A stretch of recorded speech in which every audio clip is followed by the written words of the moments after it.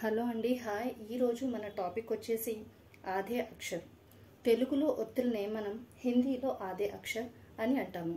క से लेकर ह तक के అక్షरों को हम कहते हैं व्यंजन. అంటే క నుంచి హ ఏదైతే వన్ అక్షరం మనకి కనబడుతుందో దానిని మనం అంటాం హిందీలో व्यंजन అని అంటాము.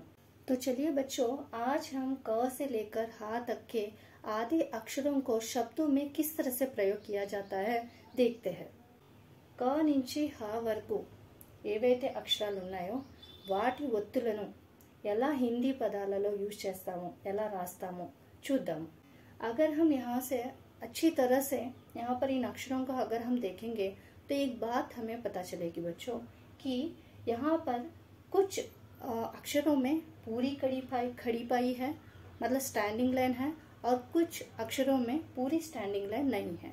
मतलब पूरी खड़ी पाई जिन अक्षरों में है उन्हें हम इस तरह से हाफ आधा करके हम लिखते हैं, और जिन वर्णों में पूरी खड़ी पाई नहीं है जैसे कि छ, ट, ठ, ड, ढ, द और यहाँ पर ह और र, तो उसमें हम उन अक्षरों के नीचे हम हलंत लगाकर उसे आधे अक्षरों के रूप में हम हिंदी में प्रयोग किया जाता है, हिंदी में हम प्रयोग करते हैं.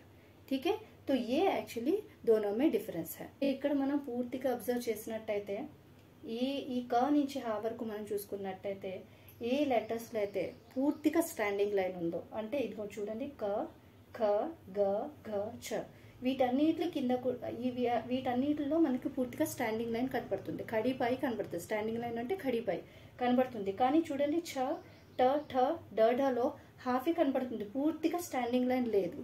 అంటే ఏంటి, వేటికైతే పూర్తిగా స్టాండింగ్ లైన్ ఉందో వాటిని మనం సేమ్ యాస్టీస్ హాఫ్ చేసుకుని ఆధే అక్షర్ లాగా మన హిందీలో మనం ప్రయోగిస్తాము, మనం చూస్తాము పదాలలో.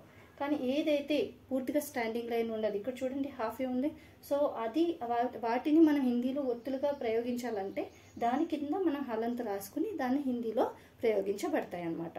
సో ఇది యాక్చువల్గా డిఫరెన్స్ అనమాట. ఏదైతే పూర్తిగా స్టాండింగ్ లైన్ ఉందో దాన్ని ఎలా ఉన్నదో అలా యాస్టీస్ మనం హాఫ్ చేసుకుని ఈ స్టాండింగ్ లైన్ తీసుకుని ఇలా ప్రయోగించబడతాయి.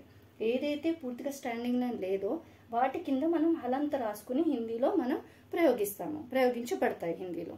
సో ఇది డిఫరెన్స్. రా దగ్గరికి వచ్చినప్పటికైతే రా 3 రూపాలలో ఒత్తుల రూపంలో 3 రకాలుగా హిందీ పదాలలో ప్రయోగించబడుతుంది. సో దీన్ని మనం డీటెయిల్గా నెక్స్ట్ క్లాస్లో నేను చెప్తాను మీకు. సో ఇక్కడ కూడా అంతే, హా కూడా చూసుకున్నట్టయితే పూర్తిగా స్టాండింగ్ లైన్ లేదు కాబట్టి దాన్ని ఒత్తుగా మనం హిందీలో ప్రయోగించాలంటే దాని కింద మనం హలంత రాయాలి. సో ఈ చిహ్న ఏదైతే ఉందో దానిని మనం హలంతని అంటాము. సో ఇది యాక్చువల్గా డిఫరెన్స్ అనమాట. ఆధే అక్షర్ కొన్ని లెటర్స్ కింద మనం హలంత్ రాస్తాము, కొన్ని లెటర్స్ కింద మనం హలంత్ రాయము. సో ఇది డిఫరెన్స్. ఐ హోప్ మీకు అర్థమైందని అనుకుంటున్నాను.